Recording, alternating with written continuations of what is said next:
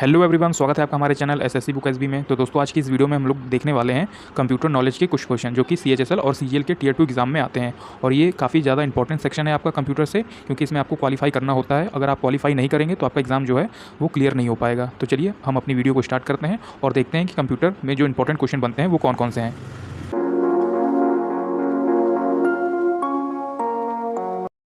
पहला क्वेश्चन जो है वो स्टार्ट होता है कि एक कंप्यूटर में निम्न में से क्या होता है। तो कंप्यूटर में बेसिक जो चीज़ें होती हैं वो हार्डवेयर होता है और सॉफ्टवेयर होता है। जो ऑप्शन नंबर बी में दिया है कि एक कंप्यूटर में निम्न में से क्या होता है, वो हार्डवेयर होता है और सॉफ्टवेयर होता है। अगला क्वेश्चन है हमारा, व्यक्तिगत तौर पर किस कंप्यूटर का प्रयोग किया जाता है। मतलब आमतौर पर जो हम पर्सनल कंप्यूटर का प्रयोग करते हैं वो कौन सा कंप्यूटर होता है, तो वो माइक्रो कंप्यूटर होता है। तो आप इसे याद रखेंगे कि व्यक्तिगत तौर पर माइक्रो कंप्यूटर का प्रयोग किया जाता है, जैसे घरों में, ऑफिस में, स्कूल में। तो यहाँ पर हम लोग अपने पर्सनल कंप्यूटर का यूज़ करते हैं। अगला है हमारा, कंप्यूटर प्रोसेस का मूल लक्ष्य है डाटा को डैश में परिवर्तित करना। तो डाटा को किस में परिवर्तित करना, तो ऑप्शन नंबर सी जो है हमारा इन्फॉर्मेशन। तो डाटा को प्रोसेस करके डाटा को इन्फॉर्मेशन में परिवर्तित करना, ये कंप्यूटर का मूल लक्ष्य है। अगला क्वेश्चन है हमारा, कंप्यूटरों की प्रथम पीढ़ी जो है वो किस टाइम पीरियड को मानी जाती है। जब कंप्यूटर की प्रथम पीढ़ी आई तो वो 1942 से 1956 के बीच का टाइम पीरियड था। तो आप इसे याद रखेंगे कि कंप्यूटर पीढ़ी जो थी हमारी, प्रथम पीढ़ी, फर्स्ट जनरेशन जिसे कहेंगे, वो 1942 से 1956 तक थी। अगला क्वेश्चन आता है हमारा, कंप्यूटर में एसी करंट को डीसी करंट में बदलने का कार्य करता है पावर सप्लाई, जिसे कहेंगे एसएमपीएस। तो आप इसे याद रखेंगे कि जो कंप्यूटर में एसी करंट आती है उसे डीसी करंट में बदलने का जो कार्य करता है वो काम करता है पावर सप्लाई या फिर एसएमपीएस। रैंडम एक्सेस मेमोरी या फिर जिसे रैम कहेंगे, किस प्रकार की मेमोरी होती है। तो ये किस प्रकार की मेमोरी होती है, तो ये अस्थाई मेमोरी होती है, मतलब टेम्परेरी मेमोरी होती है। तो आप इसे याद रखेंगे कि रैंडम एक्सेस मेमोरी जो होती है RAM, यह एक टेम्परेरी मेमोरी होती है। कंप्यूटर में स्थायी मेमोरी के लिए किन वस्तुओं का प्रयोग किया जाता है। जो कंप्यूटर में स्थायी मेमोरी के लिए किन वस्तुओं का प्रयोग किया जाता है, तो आपके ऑप्शन जो हैं वो सभी हो जाएंगे इसमें, टैप चुंबकीय, हाई डिस्क, ऑप्टिकल डिस्क और ये सभी। तो ये जो तीनों हैं ये इसमें स्थायी मेमोरी के लिए इन सभी वस्तुओं का जो है वो यूज़ किया जाता है। अगला क्वेश्चन आता है दोस्तों हमारा, सॉफ्टवेयर को डैश भी कहते हैं। तो सॉफ्टवेयर क्या है, बेसिकली एक तरह का प्रोग्राम होता है, इसलिए सॉफ्टवेयर को एक तरह का प्रोग्राम भी कहा जाता है, जो कि ऑप्शन नंबर 3 में है आपका राइट आंसर। तो सॉफ्टवेयर एक तरह का प्रोग्राम है। अगला क्वेश्चन आता है हमारा, 1 KB का मान होता है। तो 1 KB का जो मान होता है वो 1024 बाइट्स के बराबर होता है। तो 1024 या फिर आप 1024 के बराबर भी समझ सकते हैं इसे, कि 1 KB का जो मान होता है वो 1024 बाइट्स के बराबर होता है। अगला क्वेश्चन आता है दोस्तों हमारा, जो कि है, दो डिवाइसों को जोड़ने का तरीका क्या कहलाता है। जब दो डिवाइस जोड़ते हैं तो और किन तरीके से जोड़े जाते हैं, तो इंटरफेस जो तरीका होता है उनसे दो डिवाइस जोड़े जाते हैं। तो आप इसे याद रखेंगे कि दो डिवाइसों को जोड़ने का जो तरीका कहलाता है वो इंटरफेस कहलाता है। पर्सनल कंप्यूटर के अन्य कंपोनेंट को एक साथ जोड़ने वाला कंपोनेंट है। तो पर्सनल कंप्यूटर को जो अन्य कंपोनेंट के साथ जोड़ने वाला एक कंपोनेंट है उसका नाम है मदरबोर्ड। तो आपने देखा होगा कि सीपीयू में जो सबसे इंपॉर्टेंट पार्ट होता है सीपीयू का, वो उसका मदरबोर्ड होता है, जो बाकी सारे कंपोनेंट को अपने आप में जोड़ता है। सबसे तेज़ कंप्यूटर कौन सा है। तो आपको ये काफ़ी सिंपल क्वेश्चन है कि सबसे तेज़ कंप्यूटर जो इस समय है वो सुपर कंप्यूटर के नाम से उसे जाना जाता है। गणना करने वाला सबसे पुराना उपकरण कौन सा है। तो आप सभी को पता होगा कि जो जिससे पहली बार गणना करी गई थी उसका नाम रखा गया था अबेकस।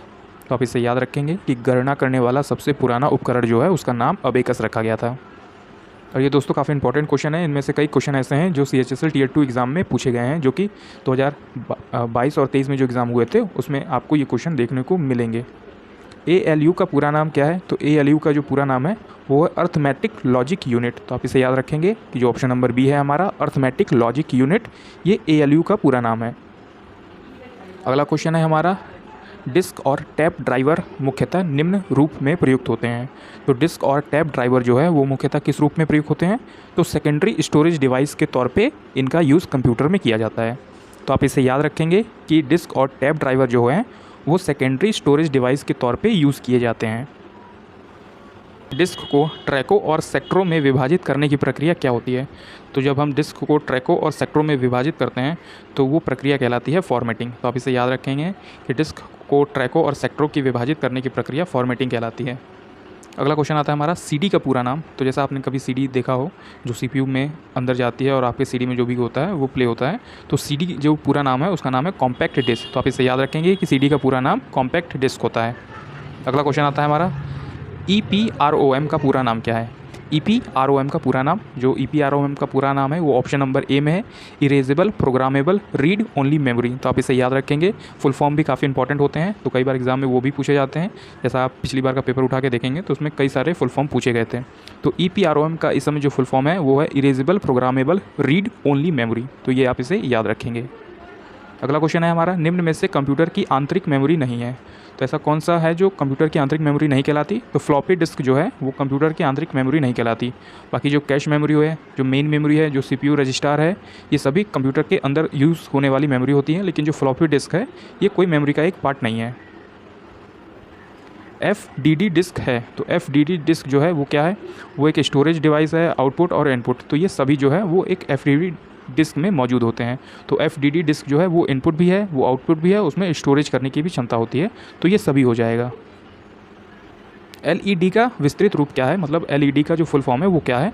तो ऑप्शन नंबर ए है हमारा लाइट एमिटिंग डायोड। तो ऑप्शन नंबर ए है लाइट एमिटिंग डायोड जो है वो LED का पूरा नाम होता है। तो आप इसे याद रखेंगे कि लाइट एमिटिंग डायोड जो है वो LED का पूरा नाम होता है।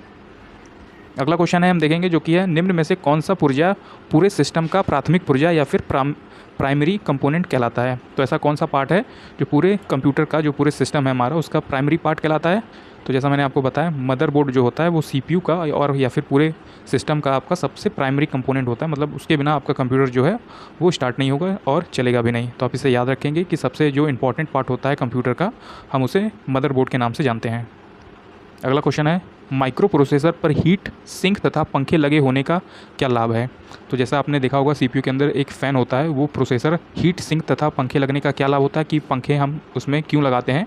तो ये है ऑप्शन नंबर पहला, यह चिप को तापमान पर नियंत्रण रखता है। जो उसमें छोटी छोटी चिप लगी होती है मदरबोर्ड में, उसके तापमान को नियंत्रण रखता है। मतलब उसको ज़्यादा हीट नहीं होने देता, मतलब उसको ज़्यादा गर्म नहीं होने देता, वरना वो मदरबोर्ड के अंदर जाकर वो चीज़ें ख़राब हो जाएंगी। तो इसलिए उसमें माइक्रोसॉफ्ट में पंखा लगाया जाता है छोटा सा। अगला क्वेश्चन हम देखेंगे, निम्न में से कौन सा कंप्यूटर का इनपुट उपकरण है? तो इनमें से कौन सा इनपुट डिवाइस है? तो लाइट पेन जो है वो एक इनपुट डिवाइस में से एक है। जैसा कि आप ऑप्शन नंबर डी में देख पा रहे होंगे कि कौन सा इसमें इनपुट डिवाइस है, तो वो लाइट पेन है। अगला क्वेश्चन हम देखेंगे PROM। तो इससे पहले जो आपने फुल फॉर्म देखा था, उसी के बाद जो अगला फुल फॉर्म है ये हमारा PROM है। तो PROM का जो फुल फॉर्म है वो ऑप्शन नंबर 3 में लिखा हुआ है। तो programmable read only memory, PROM। तो प्रोग्रामेबल रीड ओनली मेमोरी जो है वो PROM का पूरा नाम है। आप इसे याद रखेंगे। Quick Heal, Norton, Avast, McAfee and AVJ किस प्रकार के सॉफ्टवेयर का उदाहरण है? तो ये जो क्विक हील है, नॉर्टन है, अवास्ट है, ये मैकफी या फिर AVJ है, ये सभी जो है वो एंटीवायरस सॉफ्टवेयर हैं। जैसे आप अपने कंप्यूटर में इसे इंस्टॉल करेंगे तो कोई भी आपके कंप्यूटर में जो है वायरस जैसी चीज़ें नहीं आएंगी। ये उसका जो है वो उसे ढूंढ कर। अगला क्वेश्चन है दोस्तों हमारा, Quick Heal, Norton, Avast, McAfee and AVJ किस प्रकार के सॉफ्टवेयर हैं? तो आपने अगर इसका नाम सुना है तो ये आपको पता लग गया होगा कि ये सभी जो है वो एंटीवायरस हैं। क्विक हील सबसे अच्छा एंटीवायरस है, फिर नॉर्टन है, अवास्ट है, मैकफी है, AVJ है। तो ये सभी जो है वो एक एंटीवायरस होते हैं। अगर आप इसे अपने कंप्यूटर में इंस्टॉल करेंगे तो आपको जो वायरस है वो आपके कंप्यूटर में नहीं आएगा या फिर बहुत कम आएगा। तो ये काफ़ी इंपॉर्टेंट होता है किसी भी कंप्यूटर के लिए कि उसमें एंटीवायरस हो। तो एंटीवायरस होने की वजह से आपका कंप्यूटर जो है वो अच्छे से वर्क करेगा और जल्दी ख़राब नहीं होगा। तो आप इसे याद रखेंगे कि Quick Heal, Norton, Avast, McAfee and AVJ जो है वो एक जो है एंटीवायरस सॉफ्टवेयर है। अगला क्वेश्चन हम देखेंगे, SMPS में मदरबोर्ड में दी जाने वाली पावर सप्लाई में कितने पिन कनेक्टर को काम में लेते हैं? तो SMPS में जो मदरबोर्ड में दी जाने वाली पावर सप्लाई है उसमें कितने पिन कनेक्टर को काम में यूज़ किया जाता है? तो वो 12 जो पिन कनेक्टर होते हैं उसे हम अपने यूज़ में लगा लेते हैं। तो आप इसे याद रखेंगे कि 12 जो है पिन कनेक्टर वो SMPS से मदरबोर्ड में दी जाने वाली पावर सप्लाई में यूज़ होते हैं। अगला क्वेश्चन है हमारा, SRAM का पूरा नाम क्या है? तो ऑप्शन नंबर ए हो जाएगा हमारा स्टैटिक रैंडम एक्सेस मेमोरी। तो आप इसे याद रखेंगे कि स्टैटिक रैंडम एक्सेस मेमोरी जो है वो SRAM का पूरा नाम है। अगला क्वेश्चन आता है हमारा 44 जो कि है OMR का फुल फॉर्म क्या होता है? तो OMR का इसमें आपसे पूरा नाम पूछा है। तो जो ऑप्शन नंबर बी है हमारा ऑप्टिकल मार्क रीडर। तो OMR का, जैसे आपने कभी ऑफलाइन एग्जाम दिया होगा तो उसमें एक पेज मिलता है, उसमें ABCD में गोले भरने रहते हैं, तो वही होता है ऑप्टिकल मार्क रीडर या फिर OMR शीट। तो आप इसे याद रखेंगे कि OMR का फुल फॉर्म क्या है, ऑप्टिकल मार्क रीडर। अगला क्वेश्चन आता है हमारा, UPS को कंप्यूटर से जोड़ा जाता है। तो UPS को कंप्यूटर से जोड़ा जाता है ऑप्शन नंबर ए के दौरान नियंत्रित विद्युत प्रवाह के लिए। तो नियंत्रित विद्युत प्रवाह के लिए जो है वो यूपीएस को कंप्यूटर से जोड़ा जाता है। जैसे आपने देखा होगा यूपीएस एक छोटा सा बैटरी जैसा रहता है, अगर उसको हम अपने कंप्यूटर में लगा लेंगे तो अगर आपका जो पावर सप्लाई है वो अचानक से कटता है तो वो कुछ देर तक आपके कंप्यूटर को जो है वो पावर देगा। तो यही पूछा गया है कि यूपीएस को कंप्यूटर से क्यों जोड़ते हैं, नियंत्रित विद्युत प्रवाह के लिए, कि अगर थोड़ी देर के लिए लाइट चली जाती है तो जो यूपीएस है आपका वो आपके कंप्यूटर को चलाने में हेल्प करता है। अगला क्वेश्चन आता है हमारा, स्थायी मेमोरी होती है। तो स्थायी मेमोरी कौन सी होती है? तो रैम। जो रैम होती है हमारी वो टेम्परेरी मेमोरी होती है। तो आप इसे याद रखेंगे कि अस्थायी मेमोरी या फिर टेम्परेरी मेमोरी जो होती है उसका नाम है रैम। अगला क्वेश्चन आता है हमारा, सिस्टम यूनिट में रीसेट बटन का प्रयोग किया जाता है। तो सिस्टम यूनिट में रीसेट बटन, जैसा आप सीपीयू में देखते होंगे कि सीपीयू में एक बड़ा बटन होता है और उसी के ठीक नीचे एक छोटा सा बटन होता है, उसे रीसेट बटन जो है वो कहते हैं। तो वो किस लिए यूज़ किया जाता है? तो ऑप्शन नंबर सी के अनुसार कंप्यूटर की सप्लाई को बंद किए बिना पुनः चालू करना जो है वो रीसेट बटन का उपयोग किया जाता है। जैसे आपके कंप्यूटर में कुछ प्रॉब्लम हो गई तो आप मेन स्विच से बंद न करके आप उसे कंप्यूटर सीपीयू से रीस्टार्ट बटन पे दबाएंगे तो वो आपका कंप्यूटर जो है वो फिर से पुनः चालू हो जाएगा। अगला क्वेश्चन आता है हमारा, जो कि है पहली पीढ़ी के कंप्यूटर में कौन सा मुख्य पुर्जा काम में लिया जाता था? जो हमारे फर्स्ट जनरेशन के कंप्यूटर होते हैं उसमें सबसे इंपॉर्टेंट जो पुर्जा है, इंपॉर्टेंट जो पार्ट था हमारा वो कौन सा था? तो वैक्यूम ट्यूब था। ये सबसे ज़्यादा इंपॉर्टेंट पार्ट था क्योंकि इसके बिना कंप्यूटर जो है वो स्टार्ट ही नहीं होता था। तो आप इसे याद रखेंगे कि जो हमारी फर्स्ट जनरेशन की कंप्यूटर था उसमें सबसे इंपॉर्टेंट पार्ट था हमारा वैक्यूम ट्यूब। अगला क्वेश्चन आता है हमारा दोस्तों, जो कि है पेन ड्राइव को कंप्यूटर से जोड़ने के लिए प्रयोग होता है। तो पेन ड्राइव को कंप्यूटर से जोड़ने के लिए आपके पास यूएसबी पोर्ट होना चाहिए। जैसे आप पेन ड्राइव को देखते होंगे तो वो एक यूएसबी पोर्ट के जैसा बना होता है और आपके कंप्यूटर में भी वो एक यूएसबी पोर्ट होना चाहिए ताकि वो पेन ड्राइव जो है वो इंसर्ट हो जाए। तो आप इसे याद रखेंगे कि पेन ड्राइव को कंप्यूटर से जोड़ने के लिए आपको एक यूएसबी पोर्ट की ज़रूरत होती है, जो ऑप्शन नंबर डी में दिया हुआ है। कंप्यूटर में पावर सप्लाई सिस्टम में प्रयुक्त एसएमपीएस का अर्थ क्या है? तो आप इसमें ऐसे देख सकते हैं इस क्वेश्चन को कि एसएमपीएस का पूरा नाम आपसे पूछा गया है। तो स्विच मोड पावर सप्लाई जो है वो एसएमपीएस का पूरा नाम है, या फिर कंप्यूटर में पावर सप्लाई सिस्टम में एसएमपीएस का क्या अर्थ है? तो एसएमपीएस का जो अर्थ होता है वो स्विच मोड पावर सप्लाई होता है। तो आप इसे याद रखेंगे कि एसएमपीएस का जो फुल फॉर्म होता है वो स्विच मोड पावर सप्लाई होता है, जो ऑप्शन नंबर ए में दिया हुआ है। प्रथम कंप्यूटर वायरस का क्या नाम होता है? तो प्रथम जो कंप्यूटर वायरस था उसका जो नाम था वो था क्रीपर वायरस। तो आप सभी जानते हैं कि वायरस कंप्यूटर के लिए काफ़ी हानिकारक होता है। तो इस समय जो सबसे पहला वायरस खोजा गया था, जिसका पता लगाया गया था, उसका नाम रखा गया था क्रीपर वायरस। तो आप इसे याद रखेंगे, ऑप्शन नंबर सी में दिया हुआ है हमारा कि प्रथम कंप्यूटर वायरस का क्या नाम था? तो क्रीपर वायरस नाम था। सबसे पहला माइक्रो कंप्यूटर कौन सा था? तो सबसे पहला जो माइक्रो कंप्यूटर था वो अल्टेयर 8800 था। तो आप इसे याद रखेंगे कि ऑप्शन नंबर डी में दिया हुआ है कि सबसे पहला माइक्रो कंप्यूटर कौन सा था या फिर उसका क्या नाम रखा गया था? तो अल्टेयर 8800 ये नाम रखा गया था। अगला क्वेश्चन आता है दोस्तों हमारा, संगीत उपकरणों को साउंड कार्ड से कौन सा पोर्ट जोड़ता है? जो संगीत उपकरणों को साउंड कार्ड से कौन सा पोर्ट जोड़ता है? तो उसका नाम है MIDI, जिसे मिडी के नाम से भी जानते हैं। तो आप इसे याद रखेंगे कि साउंड कार्ड से कौन सा पोर्ट जुड़ता है? तो मिडी, MIDI। इनमें से कौन सी मेमोरी की सबसे बड़ी यूनिट है? तो आपको बताना है कि मेमोरी की सबसे बड़ी यूनिट कौन सी मानी गई है। तो गीगाबाइट जो है वो अभी भी मेमोरी की सबसे बड़ी यूनिट जो है वो मानी जाती है। तो आप इसे याद रखेंगे कि गीगाबाइट जो है इन चारों ऑप्शन में सबसे ज़्यादा बड़ा है। तो आप इसे याद रखेंगे कि ऑप्शन नंबर ए जो है वो इनमें से सबसे बड़ा होता है गीगाबाइट। तो आप इसे याद रखेंगे कि मेमोरी की सबसे बड़ी यूनिट इन चार ऑप्शनों के अनुसार गीगाबाइट है दोस्तों। अगला क्वेश्चन हम देखेंगे कि प्रोग्राम में त्रुटि जिससे गलत या अनुप्रयुक्त परिणाम उत्पन्न होते हैं उसे डैश कहते हैं। तो जैसे आप कंप्यूटर में देखते होंगे कि आप कुछ टाइप कर रहे हैं या फिर कुछ ऐसी चीज़ें देख रहे हैं जिसमें आपको कुछ काम करना है या फिर कुछ आप अपना प्रोजेक्ट बना रहे हैं, तो उसमें कई बार अनुप्रयुक्त चीज़ें आ जाती हैं। आप क्लिक कर रहे हैं कुछ और खुल कुछ और रहा है, या फिर कीबोर्ड से टाइप कर रहे हैं कुछ और आ कुछ और रहा है। तो इस तरह से गलती जो होती है कंप्यूटर में उसे बग कहा जाता है। तो जैसे आपके कंप्यूटर में वायरस आ जाते हैं तो उसी तरह वो कंप्यूटर में अलग अलग तरीक़ों से आपके कंप्यूटर को ख़राब करते हैं और कई बार हमें बग देखना पड़ता है। तो प्रोग्राम में त्रुटि या फिर गलती को कंप्यूटर की लैंग्वेज में हम बग कहेंगे। तो आप इसे याद रखेंगे। अगला क्वेश्चन है हमारा, फ्लॉपी निम्न में से है? तो फ्लॉपी क्या है? इनपुट वो आउटपुट उपकरण है, जो कि ऑप्शन नंबर 3 में बताया गया है हमारा कि फ्लॉपी डिस्क जो है वो क्या है? इनपुट है और आउटपुट, ये दोनों है। अगला क्वेश्चन आता है हमारा, बाइनरी संख्या निम्न अंकों से मिलकर बनी होती है। तो ये काफ़ी इजी क्वेश्चन बनता है आपके लिए। जो बाइनरी संख्या होती है वो 0 और 1 से मिलकर बनी होती है, जो कि ऑप्शन नंबर सी में दिया हुआ है। तो आप इसे याद रखेंगे कि बाइनरी संख्या जो है वो 0 और 1 से मिलकर बनी होती है। अगला क्वेश्चन आता है हमारा, BIOS सेटिंग को सेव करने के लिए किस काम आती है? तो सेटिंग को सेव रखने के लिए किस काम आती है? तो लिथियम बैटरी। तो आप इससे याद रखेंगे कि बायोस सेटिंग को सेव रखने के लिए किस काम आती है? तो लिथियम बैटरी की काम आती है। भारत में पहला सुपर कंप्यूटर जो है वो कहाँ निर्मित किया गया था, मतलब कहाँ बनाया गया था भारत में? तो आप इसे याद रखेंगे कि ऑप्शन नंबर ए पुणे में। तो आप इसे याद रखेंगे कि भारत में जो पहला सुपर कंप्यूटर है वो पुणे में बनाया गया था। अगला क्वेश्चन आता है हमारा, मॉनिटर के गुणवत्ता की पहचान कीजिए। तो जब आप मॉनिटर लेने जाएंगे तो कैसे पता करेंगे कि ये अच्छी क्वालिटी का मॉनिटर है या फिर नहीं? तो आप इसके डॉट पिच से देख सकते हैं, रेजुलेशन से देख सकते हैं, रिफ्रेश रेट से पता कर सकते हैं कि ये मॉनिटर अच्छी क्वालिटी का है कि नहीं। तो आप इसका जो राइट आंसर हो जाएगा वो ये तीनों हो जाएंगे, तो उपयुक्त सभी। तो मॉनिटर की गुणवत्ता किस पर पहचानी जा सकती है? डॉट पिच पर, उसके पिक्सल जो है वो कैसे आ रहे हैं, रेजुलेशन उसका कैसा है, रिफ्रेश रेट कैसा है। तो इन सभी को आप ध्यान में रखकर एक अच्छी क्वालिटी का मॉनिटर जो है वो ले सकते हैं या फिर मॉनिटर की गुणवत्ता का पहचान कर सकते हैं। अगला क्वेश्चन आता है हमारा, इंकजेट प्रिंटर के रंगीन स्याही में मूल रंगों की संख्या होती है। तो जो हमारा इंकजेट प्रिंटर होता है उसमें जो रंगीन स्याही जो होते हैं उसमें कितने मूल रंग होते हैं? तो 4 मूल रंगों से वो मिलकर बना होता है। तो आप इसे याद रखेंगे कि इंकजेट प्रिंटर में जो रंगीन स्याही होती हैं वो 4 मूल रंगें होती हैं। माउस कनेक्टर PS2 में कितनी पिन होती है? तो माउस कनेक्टर PS2 में 6 पिन होती है। आप इसे याद रखेंगे, ये काफ़ी थोड़ा हार्ड क्वेश्चन आता है हमारा यहाँ से माउस से, जो कि है माउस कनेक्टर PS2 में कितनी पिन होती है? तो 6 पिन होती हैं। अगला है, मेन फ्रेम या सुपर कंप्यूटर में एक्सेस के लिए यूज़र अक्सर डैश का प्रयोग करते हैं। तो अभी काफ़ी हार्ड क्वेश्चन स्टार्ट हो गए हैं, तो ऐसे क्वेश्चन जो है वो आपके CGL एग्ज़ाम में ज़रूर पूछे जाएंगे। तो आप हमारी इस वीडियो को एक लाइक कर दीजिएगा अगर आपको हमारे ये क्वेश्चन पसंद आ रहे हैं।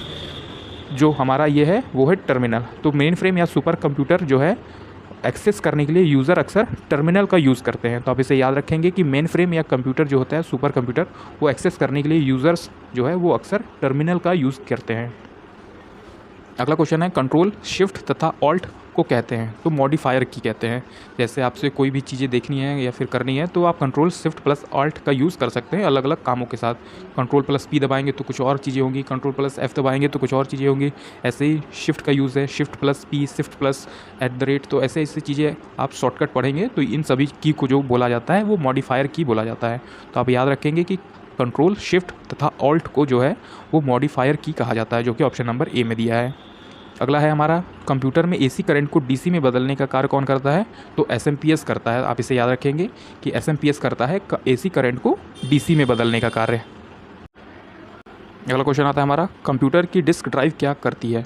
तो कंप्यूटर की डिस्क ड्राइव करती है ऑप्शन नंबर बी के अनुसार डिस्क को रीड करती है। तो आप इसे याद रखेंगे कि कंप्यूटर की डिस्क ड्राइव कंप्यूटर की डिस्क को रीड करती है। अगला है हमारा, कंप्यूटर की तीसरी पीढ़ी का काल क्या है? तो कंप्यूटर की 3rd जनरेशन का काल जो है मतलब टाइम पीरियड वो 1965 से 1971 के बीच है। तो आप इसे याद रखेंगे कि कंप्यूटर की तीसरी पीढ़ी का जो टाइम पीरियड है 1965 से 1971 है।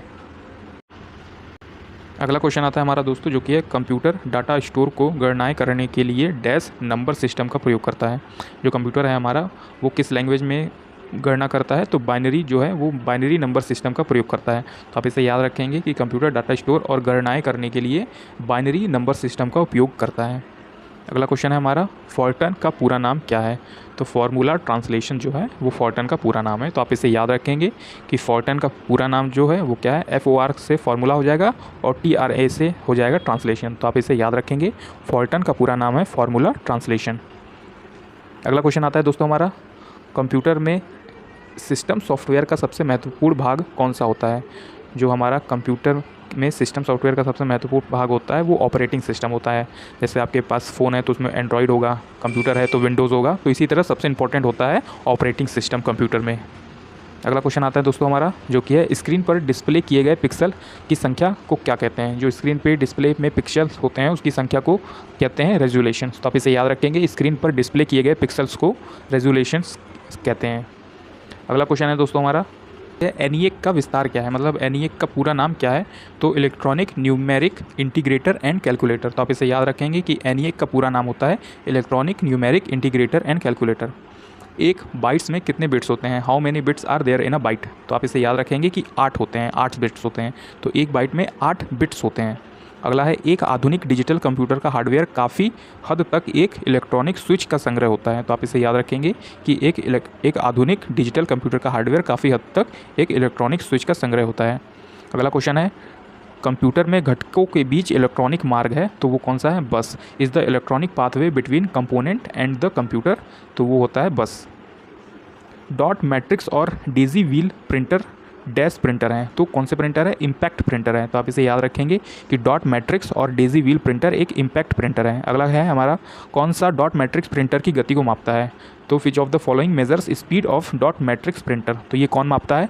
तो CPS मापता है। आप इसे याद रखेंगे कि डॉट मैट्रिक्स प्रिंटर की गति को CPS के द्वारा मापा जाता है। जैसा कि आपने देखा दोस्तों, हमने आज की इस वीडियो में कंप्लीट किया टॉप 60 क्वेश्चंस जो कि CGL और CHSL के कंप्यूटर एग्जाम में पूछे जाने की पूरी संभावना है। तो आपको ये वीडियो कैसी लगी हमें नीचे कमेंट करके बताइए। अगर वीडियो आपको हमारी पसंद आई तो एक लाइक ज़रूर कर दीजिएगा और हमारे चैनल SSC बुक SB को ज़रूर सब्सक्राइब कर लीजिएगा। तो मिलते हैं आपसे इसके नेक्स्ट वाले पार्ट में। तब तक के लिए पढ़ते रहिए और अपने लक्ष्य की तरफ हमेशा आगे बढ़ते रहिए। Thank you.